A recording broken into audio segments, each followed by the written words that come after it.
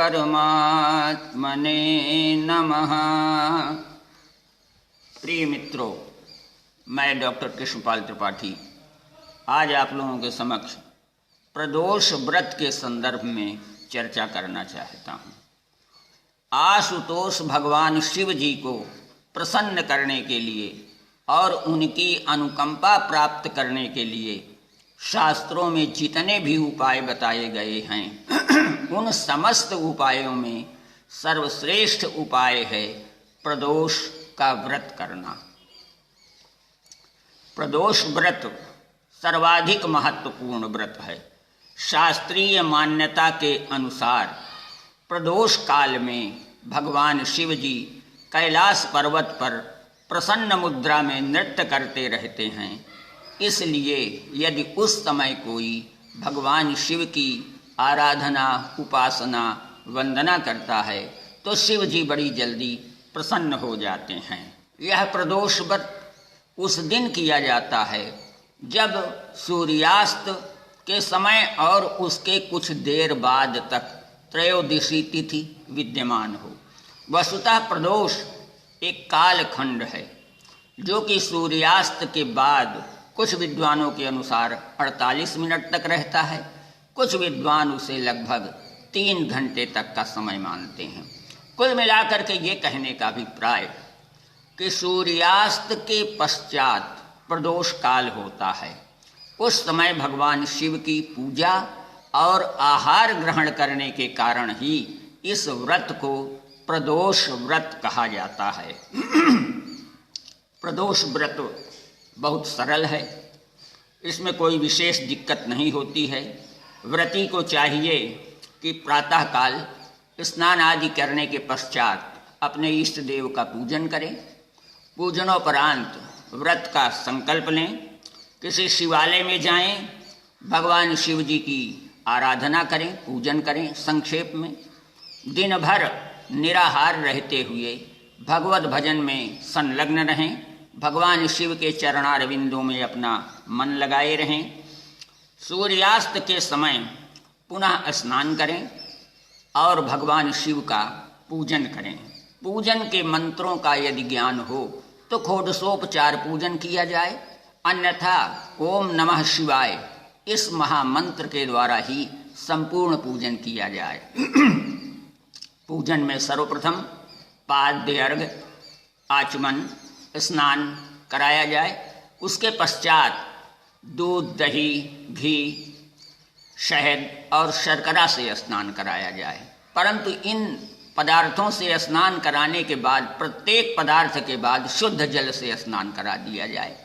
जैसे दूध से स्नान कराएं तो उसके बाद जल से स्नान करा दें, फिर दही से स्नान कराएं, फिर जल से स्नान करा दें। इस तरह 5 पदार्थों से भगवान शिव को स्नान करावें। तत्पश्चात उन 5 पदार्थों को आपस में मिला लें, वो पंचामृत बन जाता है। दूध, दही, घी, शहद और शर्करा। फिर उससे भगवान शिव को स्नान करावें। तत्पश्चात जल से स्नान करावें, फिर हल्दी घोल करके उससे स्नान कराएं, फिर जल से स्नान करा दें, फिर विजया घोल करके स्नान कराएं, फिर शुद्ध जल से स्नान करा दें। तत्पश्चात भगवान शिव को वस्त्र समर्पित करें। वस्त्र के बाद उन्हें भस्म लगाएं, सुगंधित पदार्थ लगाएं, श्वेत पुष्प चढ़ाएं। हो सके तो मंदार का पुष्प उन्हें समर्पित किया जाए। बेल पत्र अवश्य उन्हें चढ़ाया जाए, क्योंकि बिल्व पत्र सर्वाधिक प्रिय हैं भगवान शिव जी को। उसके पश्चात धूप, दीप, नैवेद्य आदि समर्पित करके भगवान शिव जी का पूजन किया जाए। पूजनोपरांत भगवान शिव से प्रार्थना इस प्रकार की जाए।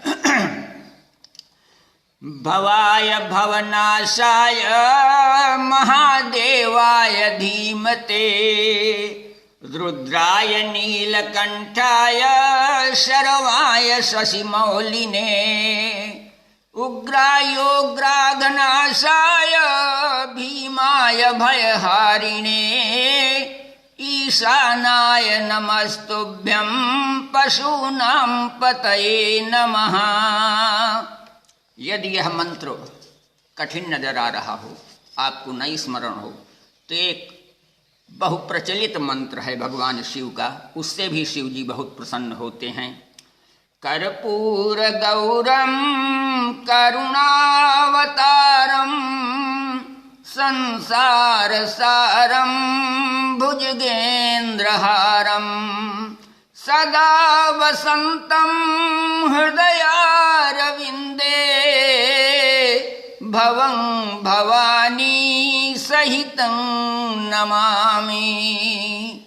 इस प्रकार भगवान शिव जी की आराधना, उपासना और वंदना करें। यदि कोई व्यक्ति श्रद्धा पूर्वक कुछ दिनों तक इस व्रत का पालन करे तो निसंदेह उसकी समस्त कामनाएं पूर्ण हो जाती हैं।